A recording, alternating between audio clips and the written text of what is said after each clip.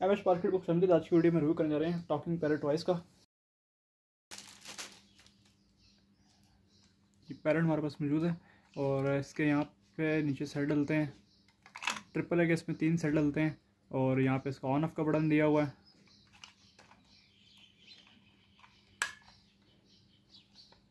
इसके अलावा ये मुख्तलिफ कलर्स में हमारे पास मौजूद हैं।